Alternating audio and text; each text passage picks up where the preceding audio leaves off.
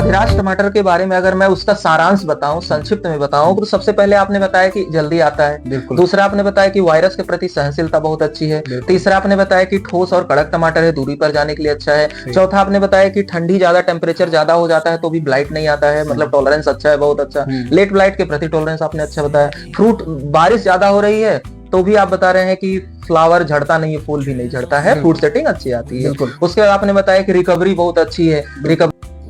बहुत बहुत नमस्कार आप सभी लोगों का। मैं, जैसा कि आप सभी जानते हैं, मेरा नाम ऋषभ प्रशांत त्रिपाठी है और मैं टेरिटरी बिजनेस मैनेजर हूँ शिवपुरी क्षेत्र का। और हमारे साथ ही साथ आज हमारे मित्र, मैं Anurag, as a business manager market development. तो आज हम सभी आपके समक्ष खड़े हैं और प्रस्तुत करते हैं इस लाइव सेशन का, जो कि अधिराज और 1049 पे हम कर रहे हैं। ये पूरी पोर्टफोलियो जो है सेमीज बायर की वेजिटेबल्स के लिए है और आज हम इसके लिए टेक्निकल राउंड करने वाले हैं, जिसमें आपको जो बारीकियां हैं वो अधिराज की, अभिलाष की, 1049 की, वो सब चीजों के बारे में हम कवर करने वाले हैं।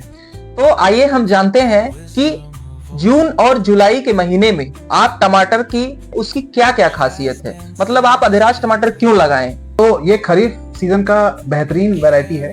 तो डॉक्टर साहब मैं बताऊं कि ये अधिराज वैरायटी जो है जून जुलाई में लगने वाली जल्दी तोड़ाई देने वाली वैरायटी जिसको बोलते हैं। अगर मैं आपसे पूछूं कि शिवपुरी, पोहरी, वैराड़, कोलारस के सभी जो प्रगतिशील किसान हैं वो अधिराज क्यों लगाएं, तो आप, अगर मैं बोलूं कि 5 ऐसी खासियत अधिराज की बताइए जो अधिराज टमाटर किसानों के लिए सबसे अच्छा लगे, अच्छा है। तो मैं आपको इसमें बताना चाहूंगा, अपने किसान भाइयों को भी बताना चाहूंगा कि शिवपुरी क्षेत्र जो है अब वायरस के प्रति बहुत सेंसिटिव हो चुका है। बहुत ही ज्यादा वायरस लगता है और साथ ही साथ यहाँ के क्षेत्र के किसान कुछ सालों से परेशान चल रहे हैं क्योंकि रेट नहीं मिल पा रहा है कि आगे का रेट चलेगा या पीछे का रेट चलेगा। उनको उस चीज का असमंजस रहता है। सर, हमें वो पूछते हैं, जब हम गांव में जाते हैं तो वो हमसे पूछते हैं कि सर कौन सा वैरायटी लगाएं, जल्दी का वैरायटी लगाएं या लेट का वैरायटी लगाएं। सर ऐसी वैरायटी बता दीजिए जिसमें रोग ना लगे, जिसमें पत्ता मोड़ की समस्या, जिसको यहाँ पे कुकड़ा रोग भी बोलते हैं, इस टमाटर में पूरा कॉम्बिनेशन है। मतलब आपने बताया कि अधिराज टमाटर जल्दी भी आता है, बिल्कुल, और कड़क भी होता है, बिल्कुल, और TY जो वायरस आता है, कुकड़ापन आता है, उसके प्रति बहुत अच्छा सहनशील है। मतलब वही आपने जो बताया ना कि इसका समाधान हमने कर दिया। तो गुल्ली तो नहीं आती बाद में? गुल्ली नहीं बनती? बिल्कुल भी नहीं। मैं आपको बताऊं डॉक्टर साहब, अधिराज जो है लगभग 55-60 दिन में, अगर तारबास पे कोई किसान हमारा कर रहा है तो तारबास के किसान को मैं आपको आराम से बताऊं 55 से 60 दिन में ये टमाटर जो है, वैसे बट 55 से 60 दिन में जो मेरा प्रैक्टिकल अनुभव है उसके हिसाब से 55 से 60 दिन में बेहतरीन टमाटर जो है आपका पहली तोड़ाई के लिए तैयार हो जाता है। ठीक है।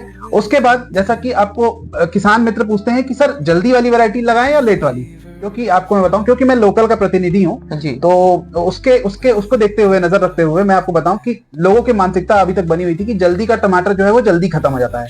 बट अधिराज में वो समस्या नहीं है। अधिराज जो है वो जल्दी तो चालू हो जाता है, लेकिन इसमें वायरस नहीं आता है। इसमें रोग प्रतिरोधक क्षमता इतनी ज्यादा है कि लगभग मार्च अप्रैल तक भी लोगों ने इस वैरायटी को अपने खेत में संजो के रखा है। मतलब आपका कहना है कि अधिराज टमाटर जल्दी शुरू भी होता है और लास्ट तक सामान चलता भी, बिल्कुल है ना? बिल्कुल।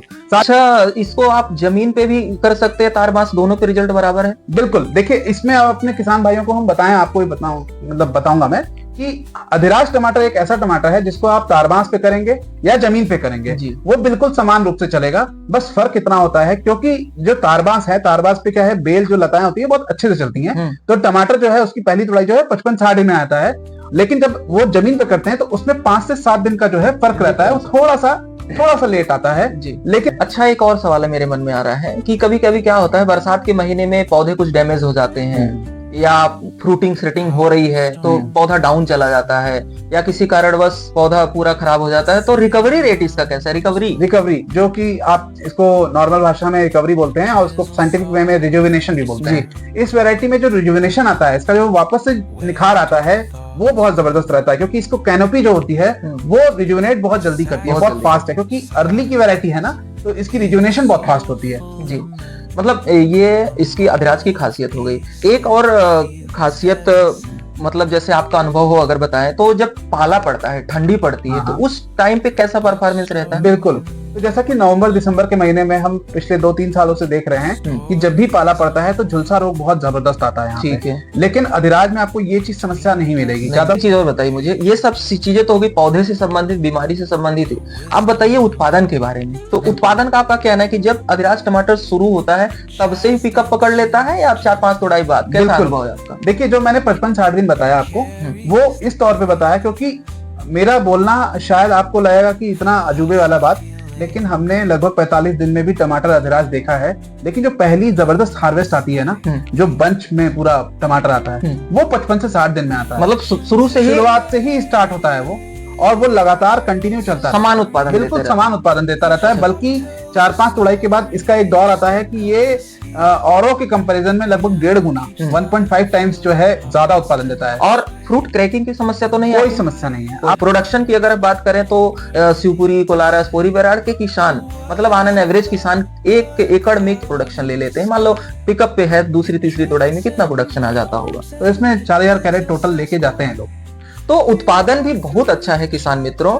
मैं आपको और एक कुछ चीजें बताना चाहता हूं जो टेक्निकल चीजें हैं कि अधिराज टमाटर आप जब भी ट्रांसप्लांटिंग करें, मल्चिंग और ड्रिप पर अगर आप कर रहे हैं तो पौधे से पौधे की दूरी आप 1.5 फीट से कम ना रखें, आपसे बहुत ही रिक्वेस्ट है। मिला के कहना है कि इसमें 2 सावधानी रखनी है, आपको स्पेसिंग कम ज्यादा रखनी है और नाइट्रोजन फर्टिलाइजर आपको कम देने हैं, इससे फ्रूट सेटिंग अच्छी आती है। और की क्या है कि आप जो बेसल दे रहे हैं, सिंगल सुपर फास्फेट है, डीएपी है और पोटास है, उसके अलावा अगर आप एनपीके ग्रेड है तो आप ग्रेड दे सकते हैं। तो ये जो देंगे उसके साथ में आप जैसे ही लगभग 30-35 दिन का हो जाए पौधा, उस टाइम से आप रेगुलर 250 ग्राम प्रति एकड़ के हिसाब से बोरॉन और 3 से 4 किलोग्राम प्रति एकड़ के हिसाब से आप कैल्शियम नाइट्रेट आप रेगुलर आप 1-1 हफ्ते करके आप चलाते रहें, जिससे क्या होता है कि मैक्सिमम माइक्रोन्यूट्रिएंट आप कॉम्बी 2 माइक्रोन्यूट्रिएंट आता है, आप उसको भी आप अल्टरनेट मतलब 3 से 4 दिन में एक बार ड्रिप में या ड्रेंचिंग जरूर करें। इससे क्या होता है कि पौधे जो न्यूट्रिएंट्स हैं वो अच्छे मात्रा में जाते हैं, उससे फल जब फ्रूट सेटिंग आएगी तो फ्रूट की क्वालिटी और उसका कलर और उसका ग्लॉसीनेस मतलब चमक वो बहुत अच्छी इंप्रूव होती है। तो सारे किसान मित्र ये जरूर करें। और जब हार्वेस्टिंग शुरू होगी तो एक हार्वेस्टिंग के बाद में आपको 05234 और मतलब एनपीके ग्रेड में 05234 और आप उसमें 0050 ले सकते हैं। और उसके बाद उसके बाद माइक्रोन्यूट्रिएंट का एक बार अब जलूचल मतलब अल्टरनेट हार्वेस्ट में जैसे ही है, तो क्योंकि फ्रूट क्वालिटी अच्छी बनी रहे, साइज ना रिडक्शन हो, बहुत सारी चीजें। और अधिराज टमाटर की एक खासियत है कि ये लो मैनेजमेंट का हाइब्रिड है। आप इसको जो है चाहे हल्की मिट्टी हो, चाहे भारी मिट्टी हो, चाहे कम फर्टाइल हो, तो दोनों में बहुत अच्छा परफॉर्मेंस देती है। तो ये अधिराज की खासियत रही है हमारे शिवपुरी और कोलारस के किसान मित्रों के लिए। तो बहुत बहुत धन्यवाद आप सभी को जुड़ने के लिए।